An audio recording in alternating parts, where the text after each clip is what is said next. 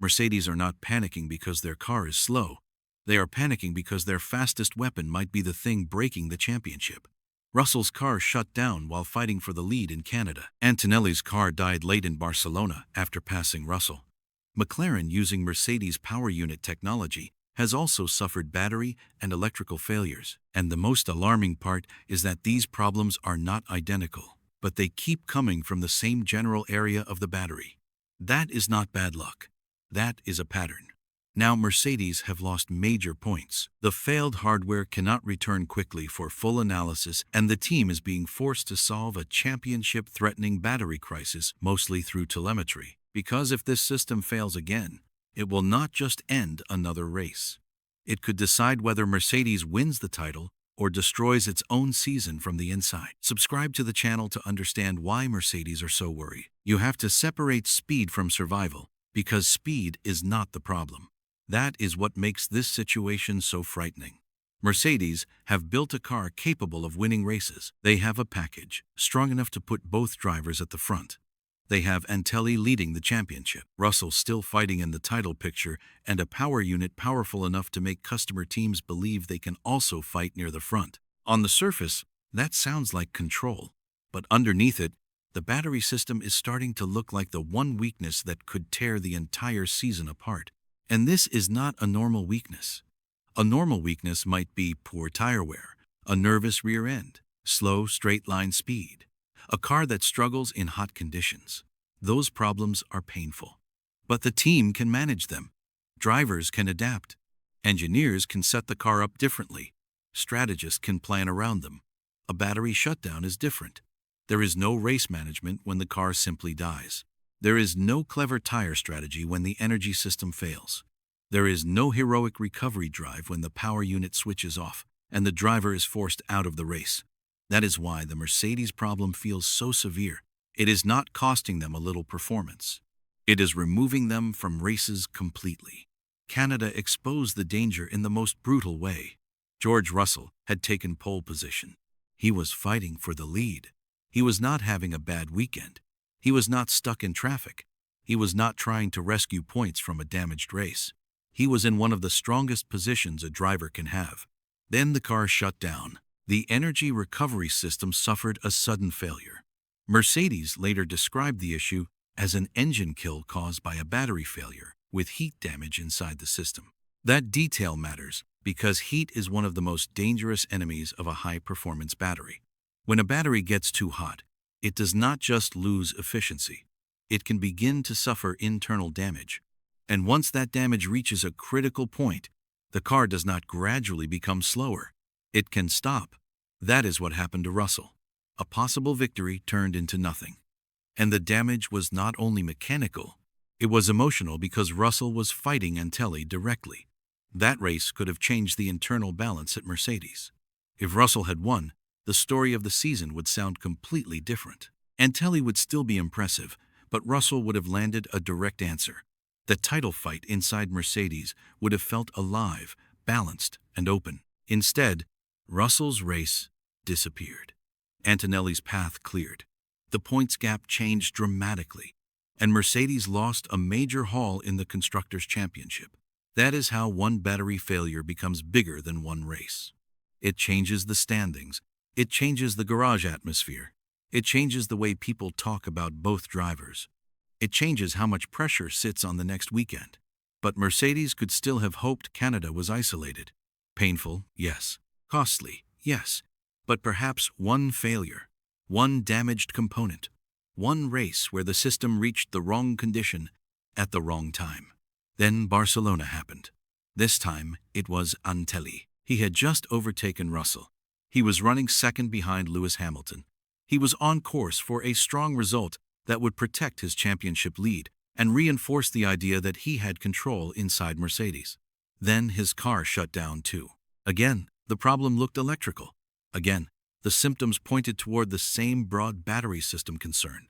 Again, Mercedes lost points that should have been safe. That was the moment the issue became impossible to treat as background noise, because now both sides of the garage had been hit. Russell lost a possible win. Antonelli lost a strong podium finish. And the team had to face the reality that the problem was not choosing one driver, one chassis, or one moment. It was part of the power unit story. That is why Toto Wolff's reaction was so serious. He did not try to dress it up as a minor concern. He said that to finish first you have to finish. He said Mercedes cannot compete for a championship if every second race a car loses points. That statement cuts directly into the heart of the season. Mercedes are fast enough to win, but if they keep retiring, speed becomes meaningless. This is the nightmare every dominant team fears. Not being beaten by a rival, being beaten by itself. Because when a rival is faster, at least the mission is clear. Find performance, improve the car, upgrade the package, fight back. But when your own car is fast enough and still fails, the mission becomes more complicated. Do you push the system and risk another shutdown? Do you protect the battery and risk losing the speed advantage? Do you introduce updated modules and risk penalties or unknown behavior? Do you ask the drivers to manage even when they are fighting each other for the championship? Every answer creates another problem, and that is why the battery issue is so dangerous. It sits directly between performance and reliability. The new power unit rules place enormous importance on electrical deployment. The battery is no longer just a supporting component. It is central to how the Mercedes attacks, defends, and accelerates. It is part of why the car can look so strong. But the more important a system becomes, the more damaging it is when that system becomes unstable. The source points toward excessive battery temperatures, deterioration, and failures coming from the same general area of the battery. That phrase is the one Mercedes cannot ignore, same general area. It does not mean every failure is identical. In fact, Mercedes have indicated the failures are not all the same, but they appear connected by a common region of the system. And that is even more worrying in some ways, because a single repeated failure can sometimes be fixed cleanly. A pattern with different versions can mean the whole system is operating too close to its limit. That is the fear. Mercedes may not be dealing with one broken part. They may be dealing with a battery architecture that is being pushed so hard by the demands of the 2026 car that several weaknesses are appearing under race conditions. That would explain why the problem is so difficult to solve quickly. And it also explains why telemetry has become so important. The failed hardware cannot always be studied immediately. Russell's damaged battery module from Canada could not simply be flown back for instant analysis. Because of safety rules around these powerful energy stores, it had to be shipped back to the United Kingdom by sea. That means the physical part may take months to return for deep investigation. So, Mercedes have to work from data, temperature readings, battery parameters, energy behavior, shutdown sequences, signs of deterioration, every small abnormal signal before the car died. That data becomes the map. But a map is not the same as holding the broken part in your hands. Mercedes can see what the car reported. They can compare failures. They can test other modules. They can prepare updates. But until the damaged hardware is fully examined, there may still be unanswered questions inside the system. And unanswered questions are dangerous when the next race is already coming, because the championship does not wait for perfect analysis. Russell still needs points. Antonelli still needs to protect the lead. Ferrari still have Hamilton ready to capitalize. McLaren still need their Mercedes power units to survive. And every team in the paddock now knows Mercedes have a weakness that can end a race without warning. That changes how rivals think. If you know the Mercedes battery system may be fragile, you race them differently. You pressure them harder. You force them to use deployment. You make them defend. You make them chase. You make them stress the exact system they are trying to protect. That is how a reliability weakness becomes a strategic weapon for everyone else. And the problem is not limited to Mercedes alone. McLaren have also suffered power unit-related trouble while using Mercedes technology. Lando Norris had major failures. McLaren saw electrical concerns earlier in the season. The same general battery module area has been part of the conversation. That widens the crisis because if this were only one Mercedes works car, the team might treat it as bad luck. If it were only one driver, they might isolate the usage pattern. But when a customer team is also seeing battery and electrical concerns, the issue becomes more systemic. It becomes a power unit family problem. That means Mercedes high-performance powertrains at Brixworth are not just protecting one team, they are protecting an entire group of cars depending on their technology, and the pressure on Brixworth is enormous. They have to identify the cause. They have to prepare updated battery modules. They have to review the entire pool. They have to make recommendations for customer teams. They have to manage safety, performance, and championship consequences at the same time, all while the clock keeps moving. That is why this first block matters. The Mercedes panic is not about one failure. It is about the shape of the failures.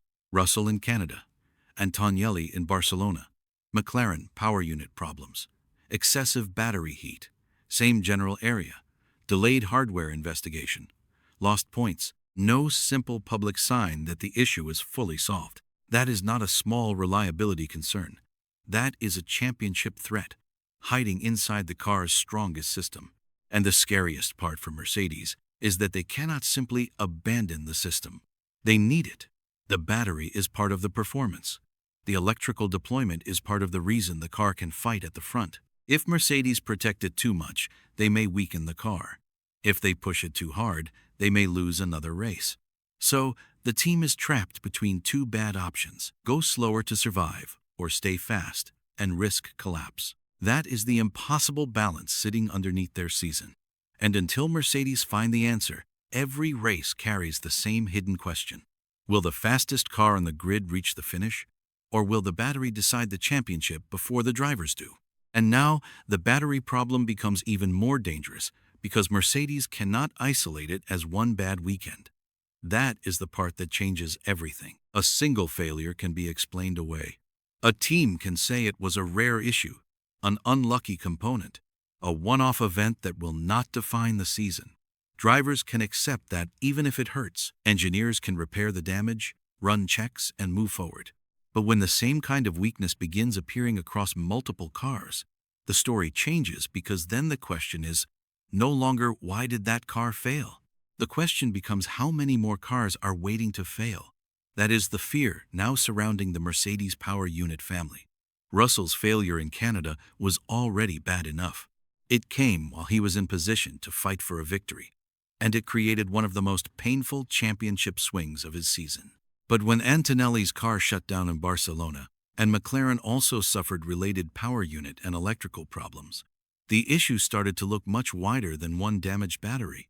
It started to look like a pattern, and patterns are what make Formula One teams nervous. Because patterns mean the problem may be built into how the system is working under stress. Not always in the exact same way, not always with the same visible warning, but connected by the same weak zone. In this case, the source points toward the battery area, thermal management, and excessive temperatures. That is the real alarm. Mercedes have not simply been fighting broken parts. They may be fighting heat. And heat is one of the hardest enemies to control inside a modern Formula One power unit, because heat does not need to break something instantly. It can build, it can weaken, it can damage internal structures slowly. It can push a component beyond its safe window. It can create deterioration before the final shutdown ever happens. By the time the driver feels the problem, the damage may already be done. That is why telemetry matters so much. The car might look fine from the outside. The lap time might still be strong. The driver might still be fighting at the front. But inside the battery, temperatures may be climbing. Stress may be accumulating. And the system may be moving toward a failure that nobody can fully stop once it begins. This is what makes the Mercedes issue so terrifying for the team. Their car can look healthy until it is not. That is a very different kind of problem from visible damage. If a driver has a broken front wing, everyone knows.